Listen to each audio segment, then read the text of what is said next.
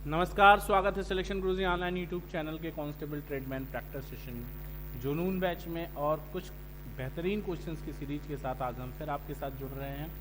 जो क्वेश्चंस जो एग्जाम के पॉइंट ऑफ व्यू से इंपॉर्टेंट हैं, आपकी तैयारी के पॉइंट ऑफ व्यू से बहुत इंपॉर्टेंट है और आपकी प्रैक्टिस के पॉइंट ऑफ व्यू से इंपॉर्टेंट है। तो स्टार्ट करते हैं आज का सेशन एक मोटिवेशनल कोट के साथ कि कई जीत बाकी है, कई हार बाकी है, अभी तो जिंदगी का सार बाकी है। कई जीत बाकी है, कई हार बाकी है, अभी तो जिंदगी का सार बाकी है। यहाँ से चले हैं नई मंजिल के लिए, यह तो एक पन्ना था, अभी पूरी किताब बाकी है। अभी आपने संघर्ष ही कितना किया है, अपने संघर्षों को बढ़ा, इसलिए कभी परेशान मत होइए। कितना प्रयास किया है इस बात पर भी ध्यान दीजिए, और यदि आपके प्रयास परिणाम में और परिणति नहीं दे रहे हैं तो उसका मतलब है कि कहीं ना कहीं प्रयासों में सुधार की आवश्यकता है और प्रयासों को और एक बार और मैदान में डटकर करने की ज़रूरत है। बढ़ते हैं क्वेश्चंस की तरफ। पहला क्वेश्चन है कि एक फैक्ट्री में प्रति 9 में से एक महिला कामगार है। यदि महिला कामगारों की संख्या 125 है तो फैक्ट्री में कुल कितने कामगार हैं। तो बहुत सिंपल सा सवाल है, समझने की कोशिश करिएगा। आप कह रहे हैं कि हर 9 कामगार पे एक महिला कामगार है, हर 9 कामगार पे, और अगर 125 महिला कामगार हैं तो कुल कामगारों की संख्या सीधा सीधा ये हो जाएगा आपका 9 × 5 = 45, 4 9 दूनी 18, 4 22, 2 9 1 9 2 1125 टोटल कामगारों की संख्या हो जाएगी। मतलब एक फैक्ट्री में ये रेशियो है कि एक महिला कामगार है तो 9 अदर कामगार हैं। कुल मिला के अगर इस तरह से 125 कामगार हैं, महिला कामगार हैं, तो कुल कामगारों की संख्या 125 होगी। अगला सवाल ध्यान दीजिएगा। ए बराबर बी का 2/3 और बी बराबर सी का 4/5, तो ए बी सी क्या होगा। ए बी सी का मतलब बेसिकली ए संबंधे बी संबंधे सी क्या होगा। तो देख लो, यहां से कर लो, ये तो आप जानते ही हो। ए बी सी कह रहे हैं ए बराबर बी का 2/3 यानी ए बटा बी बराबर 2/3 यानी ए 2 बी 3, और बी बटा सी का मतलब 4/5 यानी बी 4 सी 5। ये हो जाएगा 8 12 15, 8 संबंधे 12 संबंधे 15। ये डी ऑप्शन करेक्ट हो गया। अगला क्वेश्चन ध्यान दीजिएगा। कह रहे हैं प्रथम 10 अभाज्य संख्याओं का औसत क्या है। देखो, इसको तो लगाने के लिए आप लगा ही लोगे, लेकिन एग्जाम के पॉइंट ऑफ व्यू से अगर आप बात करेंगे तो ये आपको याद कर लेना चाहिए। 12.9 होता है। बाकी हम देख लेते हैं। पहली सबसे छोटी अभाज्य संख्या 2, दूसरी 2 + 3 + 5 + 7 + 11 + 13 + 13 14 15 16 17 + 19 और +23 + 23 24 25 26 27 28 29, 1 2 3 4 5 6 7 8 9 10। अब चूंकि मुझको याद है इसलिए मैं इसको बहुत आराम से कर पा रहा हूँ। ये पूरा जोड़ लोगे आप तो 129 आएगा, और 10 से डिवाइड कर दोगे तो 12.9 आएगा। लेकिन आपको भी ये बात दिमाग में रख लेनी चाहिए। इतना सब कुछ याद करते हैं तो कुछ मैथ्स में भी चीज़ें याद कर लेनी चाहिए। बतौर एक मैथमेटिक्स टीचर ये सजेशन नहीं देना चाहिए बच्चे को कि याद कर लीजिए, लेकिन बतौर एक कॉम्पिटिटिव प्रिपरेशंस कराने वाले टीचर्स और मेंटर के तौर पर मैं ये कहूँगा कि मैथमेटिक्स में भी कुछ चीज़ें आपको याद कर लेनी चाहिए, क्योंकि आपको वहाँ पे कोई रिसर्च नहीं करना है, सिर्फ ऑप्शन टिक करना है। तो अगर हमको याद है कि प्रथम 10 अभाज्य संख्याओं का औसत 12.9 है तो कोई दिक्कत ही नहीं है, तुरंत क्वेश्चन मार के आप आगे बढ़ जाएंगे। अगला क्वेश्चन है कि एक कमीज की लागत 20% छूट के बाद 64 रुपये आती है तो इसकी मूल लागत क्या है। एक कमीज की लागत 20% की छूट के बाद 64 आती है, यानी 80% बराबर दे रहे हैं। 20% की छूट है तो ये बराबर 64 है, तो 100% बराबर क्या होगा। 80% बराबर 64 तो 100% बराबर 80। सिंपल सवाल हो गया। ये कमीज का लागत मूल्य 80 रुपये। कोई तकलीफ नहीं है।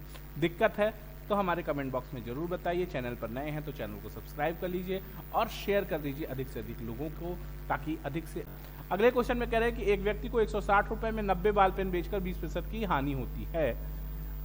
160 रुपए में 90 बाल पेन बेच रहा है, यानी एक बॉल पेन कितने का है। एक पेन बराबर हो जाएगा, एक पेन कितने का हो गया दोस्त, एक पेन बराबर हो गया 90 160 बटा 90, या यूं कह सकते हैं कि 16/9, और लॉस हो रहा है कितने का 20% का, यानी 80% इज इक्वल टू इतना 16/9, तो 100% बराबर 100 क्या कितना लाभ चाहिए 20%, तो 120% बराबर कितना होगा 16/9 बटा 80 गुणित 120 बराबर 16/9 गुणित 1/80 गुणित 120।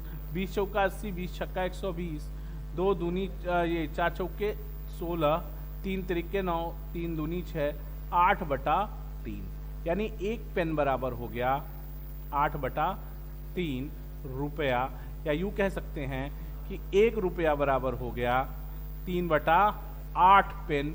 अब कह रहे हैं 96 रुपए में, तो 96 इज इक्वल टू 3/8 इंटू 96, यानी 12, यानी कुल 36 पेन बेचना होगा, उसको 36 पेन बेचना होगा। थोड़ा कैलकुलेटिव क्वेश्चन है, लेकिन अगर आपका कैलकुलेशन फास्ट है तो ये क्वेश्चन भी 30 सेकंड से ज्यादा का नहीं है। ठीक है, तो बहुत अच्छा सवाल है, इस सवाल को आप इस तरह से टैकल कर सकते हैं। एक बार फिर से समझ लीजिए, एक पेन अगर 16/9 रुपए का है तो 80% रिटर्न आता है, यानी 20% का लाभ हानि बता रहे हैं, तो 80% रिटर्न बराबर 16/9, तो 120% इज इक्वल टू 8/3 होगा, और 96 रुपए की बात करेंगे तो 36 पेन बेचेगा।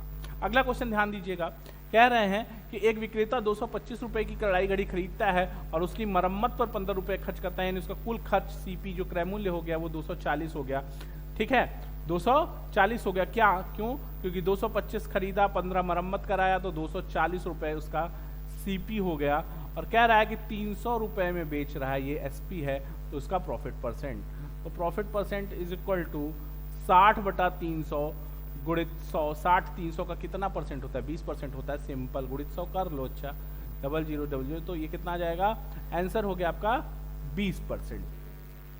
अगला ध्यान दीजिएगा, क्वेश्चन कह रहे हैं कि 2 वर्ष पूर्व, बहुत अच्छा सवाल, समझने की कोशिश करिएगा, बिना पेन पेपर का क्वेश्चन भी है। कह रहे हैं कि 2 वर्ष पूर्व 8 सदस्यों के एक परिवार की औसत आयु 18 वर्ष थी। एक बच्चे के जन्म के बाद परिवार की औसत आयु आज उतनी ही है, बच्चे की आयु कितनी है? बहुत ध्यान से समझना दोस्त, ये सवाल कहोगे तो बिना पेन पेपर के लग जाएगा, और बच्चे की आयु 2 वर्ष आएगी, ये कंफर्म है। अब देखो, बिना पेन पेपर, पहले मैं पेन पेपर का अप्रोच बता देता हूं, फिर आपको बिना पेन पेपर का अप्रोच बता देता हूं। बातें, क्योंकि पेन पेपर का अप्रोच अगर पहले बता दूंगा तो बिना पेन पेपर का अप्रोच आपको समझने में आसानी होगी। कह रहे हैं कि 8 सदस्य हैं, 8 मेंबर हैं। कह रहे हैं कि 2 वर्ष पहले, 2 years ago, 2 वर्ष पहले इनकी आयु 18 है। तो दोस्त, यही 8 लोगों की वर्तमान में प्रेजेंट औसत कितना हो जाएगा? सबका 2-2 साल बढ़ जाएगा, तो पर हेड 2 बढ़ेगा तो औसत 20 हो जाएगा। कह रहे हैं अब एक बच्चा हो गया, अब ये जो बच्चा है, चाइल्ड है, उसकी आयु, अब कह रहे हैं कि इस समय 9 बच्चा हो जाएगा, तो कुल लोग 9 हो जाएंगे, और 9 लोगों का औसत 20 है। अगर एक बात बताइए, जो बच्चे की आयु भी 20 होती तो क्या औसत पे कोई फर्क पड़ता? औसत पे कोई फर्क नहीं पड़ता, औसत 20 हो जाएगा। लेकिन ध्यान दो, एक बात और मैं भूल मिस कर गया, इसको और थोड़ा सा क्लियर कर लेते हैं। एक चीज और क्लियर करनी है हमको, ये प्रेजेंट में 20 हो जाएगा, लेकिन जब एक बच्चा हो जाता है तो क्या हो जाता है? 8 आदमी प्लस 1 बच्चा, तो आयु औसत कितनी हो जाती है? 18। कह रहे हैं कि एक बच्चे के जन्म के बाद परिवार की औसत आयु आज उतनी ही है, जबकि होना कितना चाहिए था? बच्चे की तो बच्चा कितना है? अगर हम बच्चे की बात करें, अगर बच्चा 20 का होता तो औसत पर कोई फर्क पड़ता? नहीं पड़ता। लेकिन औसत पे फर्क पड़ा है, और औसत 20 की जगह पे क्या है? 18 है, यानी 2 कम हुआ है। और कितने लोगों पे कम हुआ है? 8 लोगों पे कम हुआ है। देखो, बात हमेशा दिमाग में रखो, चैप्टर वाइज कंटेंट से जब आप एवरेज पढ़ेंगे हमारे, तो हमने एवरेज को बहुत इजी तरीके से टैकल करने की कोशिश की है, और ये बताने का प्रयास किया है कि एवरेज मैथमेटिक्स का one of the easiest chapter है। और वहां पर आपको ये बात मिलेगी, वो एक बात ये मिलेगी कि हमने बेसिक से लेके, ट्रिक से लेके, शॉर्टकट से लेके महा शॉर्टकट तक पढ़ाए हैं एवरेज में। अब देखो, बच्चे, एवरेज का मतलब क्या होता है? मैं एक लाइन जानता हूं, मैं कोई किताबी डेफिनेशन नहीं जानता। एवरेज का मतलब होता है पर हेड इक्वल वैल्यू। अब 18 हो गया, होना 20 चाहिए था, यानी 2 कम है। कितने लोगों पे? 9 लोगों पे, यानी इस बच्चे ने 18 साल की आयु कम कर दी, यानी बच्चे की आयु 20 - 18 2 साल है। क्लियर है? अब बिना पेन पेपर कैसे करेंगे गुरुजी? ये बात बड़ी समस्या है। 8 लोगों की 2 वर्ष पहले अगर औसत आयु 18 थी, तो 2 वर्ष इस समय वर्तमान में 2 साल बढ़ेगी सबकी आयु, तो 2-2 साल पर हेड बढ़ेगा, तो औसत भी 2 बढ़ जाएगा, तो 8 लोगों की औसत आयु 20 होनी चाहिए थी। एक बच्चे का जन्म होता है, एक बच्चे या एक बच्चा हो जाता है, परिवार में एक बच्चा है, तो एक बच्चे के जन्म के बाद परिवार की औसत आयु आज उतनी ही है, यानी उसी समय एक बच्चे का जन्म हो गया और आज भी औसत 18 का 18 रह गया, क्योंकि संख्या 8 से 9 हो गई और बच्चा भी 2 साल बढ़ा। ठीक है, इस सवाल को लगाना ही नहीं है, इस सवाल को लगाना ही नहीं है। आपको सोचना क्या है, 2 वर्ष पूर्व 8 सदस्यों की औसत आयु 18 वर्ष थी। एक बच्चे के जन्म के बाद परिवार की औसत आयु आज भी उतनी ही है, आज भी उतनी ही है। बच्चे की आयु कितनी है?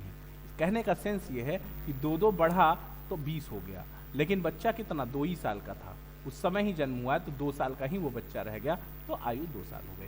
या दूसरे इस तरीके से आप समझ सकते थे कि अगर आज वर्तमान में 8 लोगों की औसत आयु 20 है, लेकिन बच्चे के कारण वो औसत आयु वर्तमान में 18 यानी 2 कम हो रही है, 2 9 लोगों पे कम हो रहा है, यानी कुल 18, टोटल में से 18 कम होगा, 20 माइनस 18 2।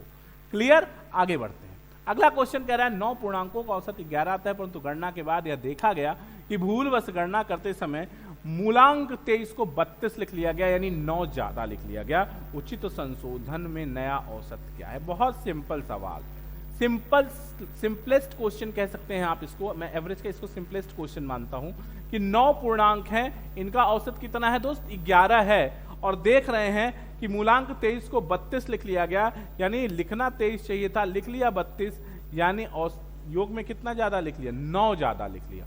9 ज्यादा लिखा तो औसत 11 हो गया, संख्याएं भी 9 हैं, यानी पर हेड 1 ज्यादा लिख लिया, तो 9 संख्याओं का एक्चुअल औसत 1 कम कर जाएगा, 9/9 बराबर 1 कम कर जाएगा, तो औसत 10 हो जाएगा। ये आपका ऑप्शन ए सही हो गया। अगला क्वेश्चन कह रहे हैं कि निम्नलिखित संख्याओं का मान ज्ञात कीजिए। ध्यान दीजिएगा, 15, ये इसका आंसर कितना आएगा? ये हो जाएगा 125, 1.25 प्लस 0.09 प्लस, सॉरी माइनस है, ये माइनस है, यहाँ पे ये माइनस है, तो ध्यान दीजिएगा ये माइनस हो जाएगा, माइनस 0.19, ये हो जाएगा 1.24, 1 इसका कितना आ जाएगा? सॉरी यार, हाँ, यही गलत कर दिया मैंने।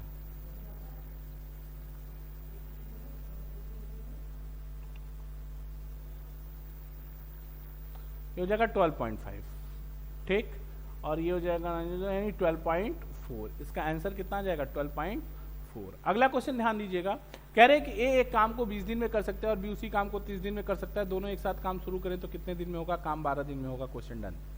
20, 30, एलसीएम 60, इसका 1 दिन का काम 3, इसका 1 दिन का काम 2, 60/5, दोनों का 1 दिन का काम 5, यानी 12 दिन। Question done.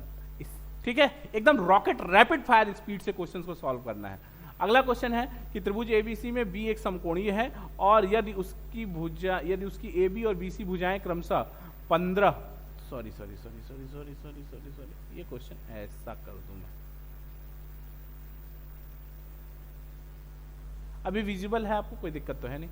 यदि त्रिभुज एबीसी में बी समकोणीय है और उसका एबी और बीसी भुजाएं क्रमशः 15 और 20 हैं, बी समकोणीय है, 15 20 है, नहीं लंब और आधार दिया है, तो कर्ण कितना हो गया? ये 15 ये 20, तो कर्ण कितना हो गया? बना लो त्रिभुज, एक बार आपको बता ही दूं, ये बी समकोण है, ये ए बी है 15 है, बी सी 20 है, तो ए सी कितना होगा? 25, और कह रहे हैं इसकी परित्रिज्या क्या होगी? तो परित्रिज्या 25 व्यास का बटा 2 होता है, 12.5 होगी। ये क्लियर मान लो, परित्रिज्या का मतलब इसके बाहर जो वृत्त बनेगा उसकी त्रिज्या। अगला सवाल, ऐसी जो वृत्त बनते हैं ना, ऐसा जब समकोण त्रिभुज हो तो समकोण त्रिभुज का जो परिवृत्त बनता है, तो समकोण त्रिभुज का जो परिवृत्त बनता है वो समकोण त्रिभुज का उसका व्यास जो है वो समकोण त्रिभुज का कर्ण होता है। त्रिज्या की बात करें तो कर्ण का आधा 12.5 हो जाएगा। अगला सवाल है कि 750 रुपए के अंकित मूल्य के एक रेडियो सेट को 570 रुपए में बेचा जाता है, छूट की दर ज्ञात कीजिए या छूट प्रतिशत ज्ञात कीजिए। 570 का था 600 इधर, 30 इधर और 150 उधर, तो 180/750 गुणित 100 छूट प्रतिशत। भाई 750 का 570 बेचा तो 180 का छूट दिया, 25 दिया 75, 25 चौका 100, 3 छाक 18, 6 चौके 24%। ये आपका ऑप्शन सी सही हो गया। अगला क्वेश्चन ध्यान दीजिएगा, एबीसी मिलकर 150 रुपया प्रतिदिन कमाते हैं, ए सी 94 और बी सी 76 रुपये कमाते हैं, तो सी प्रतिदिन कितना कमाता है? तो ए प्लस बी प्लस सी बराबर हो जाएगा आपका कितना? 150 कह रहे हैं ए प्लस सी अब प्लस बी प्लस सी बराबर 94 प्लस 76 यानी 100 170। सीधा सीधा है, घटा दो, ए से खत्म, बी से खत्म, सी से खत्म, सी बराबर 20। ये आंसर आपका बी सही हो जाएगा।